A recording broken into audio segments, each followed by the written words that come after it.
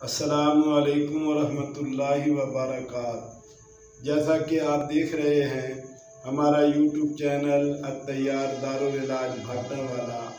आपका मेज़बान हकीम मोहम्मद रफ़ीक भाटनावाला सरगोदा पंजाब पाकिस्तान से आपसे मुखातब है। मोहतरम सामीन व नाज़रीन हज़रात, आज हमारा जो है मौजू वो है जिगर की चर्बी, जिसको आम मेडिकल में फैटी लीवर के अल्फाज से याद किया जाता है,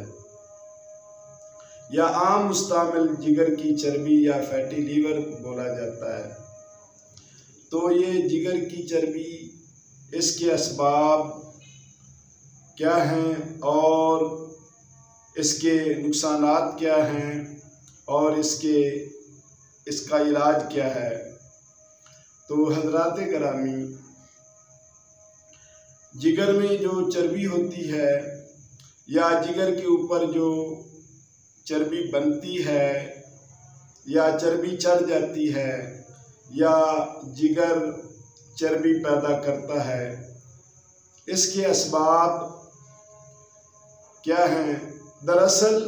ये असाबी तहरीक यानी बलगम रतूबात जो बनती है, तो जब आसाब में तहरीक हो जाती है तो जिगर जब तस्कीन यानी सुकून में हो जाता है, ठंडा हो जाता है, यानी जिगर की हरारत जो है, जिगर की गर्मी जो है वो आहिस्ता आहिस्ता कम होकर ख़त्म होना शुरू हो जाती है और बराए नाम रहती है, जिसकी वजह से जिगर जो है ये ठंडा हो जाता है और इस पर चर्बी जो है वो बन जाती है। इसके असबाब में से कि वो मरीज जो हैं ठंडी चीज़ें मुसलसल खाते हैं या उनके शौक़ में ठंडी चीज़ें हैं, जिस तरह के चावल, खीर, मुरब्बा जात, दूध और दूध से बनी हुई चीज़ें, यानी जितनी ठंडी चीज़ें हैं, ठंडे मशरूबात हैं, ठंडी ग़िज़ाएँ हैं, ठंडे जो मिठाइयाँ वगैरह हैं, वो मुसलसल खाने से उनका जिगर ख़राब हो जाता है। इसके अलावा इसके जो असबाब हैं या इसमें जो तकालीफ होती हैं वो क्या हैं कि जब हरारत की कमी या जिगर में गर्मी की कमी की वजह से बलगम और बलगमी रतूबात की ज़्यादती की वजह से जिस्म में बेताकती, बेताकती और सुस्ती छाई रहती है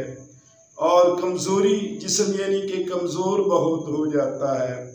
ब्लड प्रेशर कम रहता है,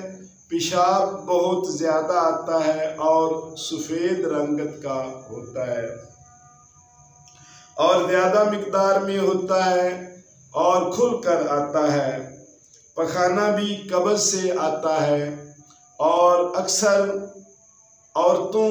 को ये प्रॉब्लम हो जाता है कि उनमें हैज़ की मिकदार जो है वो घट जाती है, इस वजह से कि जिगर खून कम बनाता है, खून जिस्म में पूरा नहीं होता, खून ना होने की वजह से हैज़ में कमी आ जाती है और बाद औक़ात कई माह तक हैज़ नहीं आता और जब आता है तो खुलकर ना आने की वजह से थोड़ा थोड़ा होकर 2-2 हफ्ते तक खून आता रहता है। और ऐसी औरतें ख़ास तौर पर जो हैं वो